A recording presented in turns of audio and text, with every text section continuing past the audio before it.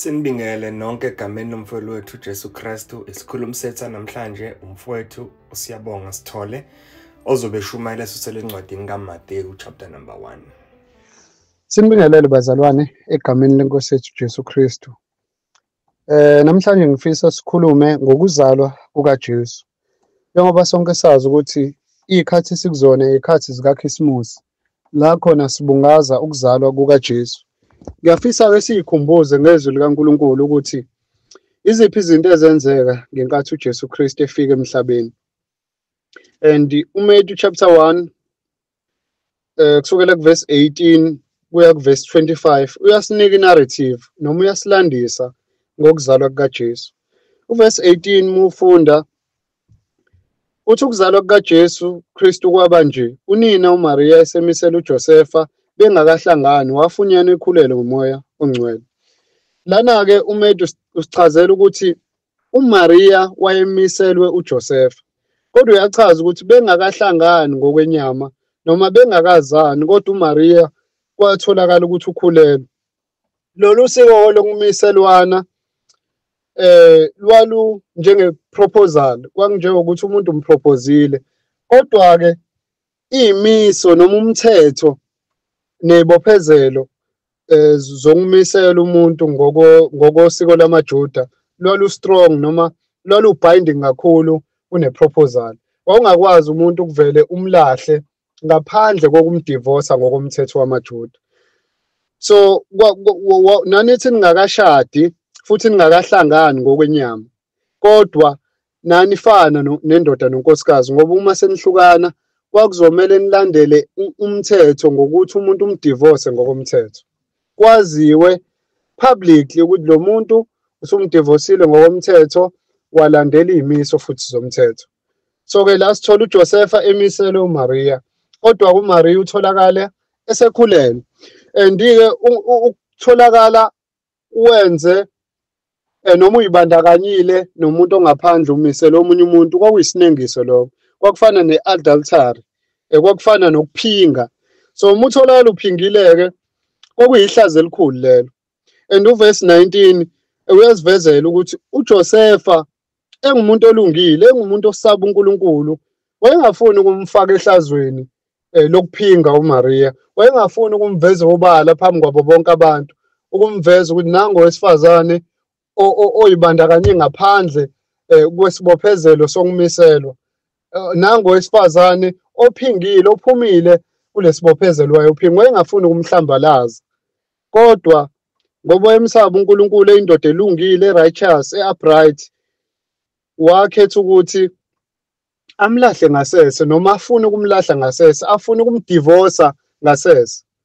So yayi-binding ngale ndlela ukuthi-ke kumele umuntu umdivose, kodwa yena-ke wayengafuni ukuyisa emthethweni kwazi wonke umuntu kwa-Israyeli, kodwa wakhetha ukumprotector from ihlazo. Not only futhi from ihlazo, kwakunejeziso ayezoyithola uMaria zokuphula le covenant, zokuphula le agreement yokumiselwana, ngoba yayi-legally binding. So uma uyiphulile wawungakhandwa ngisho ngamatshe ngokosiko lamaJuda.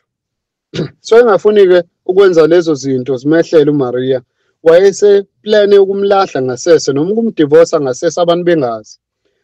Uverse 20 kuyasichazela ukuthi esayicabanga lezo zinto, esezindla ngaloko, bheka ingelosi yenkosi yabonakala kuye ngephupho ithi, Josefa ndodana kaDavide, ungesabi ukumthatha uMaria umkakho, ngokuba lokho akukhulelweyo kungumoya ongcwele. Esacabanga ukuthi ngizomlahla kanjani manje lo nkosikazi, ngoba usewenze lesono esinengekayo. Ngizowenza njani? Ngizomlahla kanjani? Ngizowenza kanjani ukuthi abantu bangayiboni lento? Ngizokufihla kanjani lokhu ukuthi emphakathini bangazi? Esazindla lezo zinto, esayicabanga, kwafika ingelosi kuyena. Kwafika ingelosi yamnika isiqiniseko, yathi hayi, ungasabi umthatha umkakho uMaria, ungasabi umthatha umkakho, ngoba akenzanga sono, akayibandakanyanga nenye indoda ngaphandle, akasiphulanga isibophezelo sokumiselwa, kodwa lokho akukhulelweyo kungumoya ongcwele. Okusho ukuthi uMaria akabulahlanga ubungcwele bakhe, akasiphulanga isifungo noma isibophezelo sakhe. kodwa le i-divine intervention eyenzeka kuyena, le nto eyenzeka kuyena yenziwa uNkulunkulu, yenziwa umoya kaNkulunkulu uqobo. Lokho akukhulelweyo kungumoya ongcwele. uMaria akakhulelwe ngenxa yentando yendoda, akakhulelwe ngokwenza kwabantu, kodwa this is divine intervention, ukungenelela kukaNkulunkulu lokho. Actually this is a miracle. Ileyo nto ingelosi emtshela yona. This is a miracle. Kunaloko kumele ngabe uyajabula, kunaloko kumele ngabe uyarejoice, ukube ubuyazi lento ukuthi uNkulunkulu owenze lento. This is divine intervention. Ngokuba uthi ngokuba lokho akukhulelweyo kungumoya ongcwele. Actually akakhonsivile imbewu yendoda, imbewu yenyama, kodwa akukhulelweyo kungumoya ongcwele. Kungumoya ongcwele. Then uverse 21 uthi uza kuzala indodana uyiqamba igama lokuthi uJesu, ngokuba nguye uyakusindisa abantu bakhe ezonweni zabo. uJesu wathi eqanjwa igama, engazalwa nokuzalwa, kodwa kwakuseqanjwa igama lento azoyenza. Wathi ezalwa wazalwa ne-purpose eclear, ne-purpose evela kuNkulunkulu ngaye eclear. Wayazi uNkulunkulu ukuthi uzowenzani emhlabeni, uza kusindisa abantu ezonweni zabo. Ingakho emqamba ngokuthi uJesu, igama leli lisho ukuthi umsindisi, or Jehovah is savior, or Jehovah saves. So uJesu uqanjwa ngokuthi ungumsindisi ngokuba nguye uyakusindisa abantu bakhe ezonweni zabo. So nayi i-purpose yokufika kukaJesu emhlabeni. Uma celebrate uKhisimusi, celebrate ukuthi inkosi yehla yazoba umsindisi, izosindisa abantu bayo ezonweni zabo. And omunye angabuza ukuthi bazosindiswa kuyini abantu. uJesu wayezoba kusindisa kuyini? Naku clear, wayezobasindisa ezonweni zabo. Why babedinga ukusindiswa? Ingoba izono zabo zayiletha ulaka likaNkulunkulu. Why abantu bedinga ukusindiswa ezonweni? Ingoba izono ziveza ulaka likaNkulunkulu, ziprovoke i-wrath kaNkulunkulu. Ingakho abantu bebedinga ukusindiswa ezonweni zabo. And uJesu uyena ozile ukuzowenza lowo msebenzi. Uyena ozele ukuzowenza leyo role yokusindisa abantu ezonweni zabo. Izono zilidela abantu esihogweni. Izono ziletha ulaka likaNkulunkulu. Izono zisa abantu ekubhujisweni. And iyodwa indlela engasusa abantu kuleyo ngozi, iyodwa indlela engasindisa abantu ekubhujisweni, uJesu. And ukwenze kanjani lokho? Ukwenze ngokuthi afe esiphambanweni, efa endaweni yabantu, enjengemvu le eyakhonjiswa uAbraham ibambeke ngempondo esihlahleni. Kwafa yona imvu esikhundleni sokuthi kufe indodana yakhe uIsaka. Kanjalo noJesu kube ne-substitution esiphambanweni. Kwasuswa thina kwangena uJesu. Njengalokhu uAbraham wasusa uIsaka kwi-altar, wabeka imvu. Kanjalo nathi sisusiwe olakeni kaNkulunkulu, wabeka uJesu. uNkulunkulu waphanisha uJesu, ubasindise kanjalo uJesu abantu ezonweni zabo. Uyile esiphambanweni willingly, wayofa engafeli izono zakhe ngoba wayepure, wayelungile, wayengcwele, kodwa efela izono zabantu. uJesu wazela ukuzosindisa abantu ezonweni zabo. And that's the core or the gist yaKhisimusi. Ile ingqikithi kaKhisimusi ukuthi inkosi yehla yazoba umuntu ebantwini, yazofela izono zabantu. And uverse 22, lokhu konke kwenzeka ukuba kugcwaliseke okwakhulunywa yinkosi ngomprofethi ukuthi, bheka intombi iyakhulelwa izale indodana, bakuqamba igama lokuthi uEmmanuel, okungukuthi ngokuhunushwa uNkulunkulu unathi.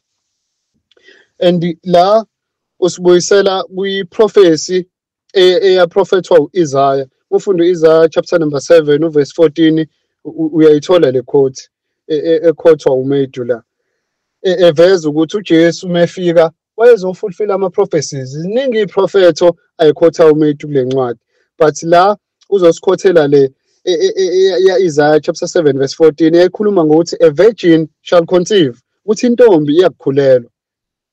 Le statement sisodwa sikhuluma ngommangaliso. Lento idefy ama-laws of nature. Intombi ingakhulelwa kanjani ingahlangananga nomuntu wesilisa?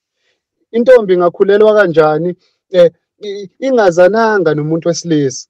But la uchaza yona leyo nto uMetu ukuthi this was prophesied. Lokhu kwamenyezelwa ngaphambili ukuthi intombi iza kukhulelwa izale. And leyo ntombi uMaria oza kukhulelwa ngomoya oyingcwele akhulelwe azale uJesu. And ileyo nto uMetu ayibuyisayo eyayiprofethiwe. And la uMaria experience miracle. uMaria la experience umangaliso wokuthi ngaphandle kokwazana nendoda kodwa akhonsive azale indodana. And uyaqhubeka ukuthi le ndodana iyakubizwa ngokuthi uEmmanuel, okusho ukuthi uNkulunkulu nathi. uNkulunkulu wehlile waba phakathi kwabantu. uNkulunkulu uvakashela abantu. Leli gama elithi Emmanuel lisho lokho. uNkulunkulu phakathi kwethu. God is with us. Usho lokho uEmmanuel. Ngakho-ke uma sikhuluma ngoKhisimusi suke sikhuluma ngalezo indaba zokuthi inkosi uJesu, uNkulunkulu ulizwi wehla waba inyama. uNkulunkulu wavakashela abantu bakhe wakha phakathi kwabo. uNkulunkulu washiya ubukhosi bakhe neglory nokudunyiswa wehla wazoba umuntu ebantwini. And ileyo nto esuke siyicelebrate uma sicelebrate uKhisimusi. So celebrate ukuthi kwazala umsindisi okungaye sisindilo lakeni kaNkulunkulu. Okungaye manje sesingabantwana bakaNkulunkulu. Okungaye asekusabi ukufa, asenalo ivalo lokufa, asenalo uvalo lesono, asenayo guilt yesono ngenxa kaJesu Kristu. So ileyo nto bengifisa ukunikhumbuza yona as si-celebrate uKhisimusi, as sikuyikhathi zikaKhisimusi, ukuthi uJesu wazalwa ezalwa intombi uMaria. This is one of the pillars of igospel. Awukwazi ukukhuluma ngevangeli ngaphandle kokukhuluma ngevirgin birth. I-virgin birth ibaluleke kakhulu.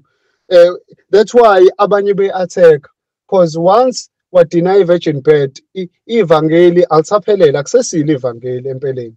So kubalulekile ukumaintaina lamaqiniso ukuthi uJesu wazalwa ngaphandle kwentando yendoda, ngaphandle kwembewu yendoda, kodwa ezalwa uNkulunkulu. Intombi yasibekelwa umoya kaNkulunkulu, yembathwa umoya kaNkulunkulu, yakhulelwa yase izala indodana abayiqambe igama lokuthi uJesu.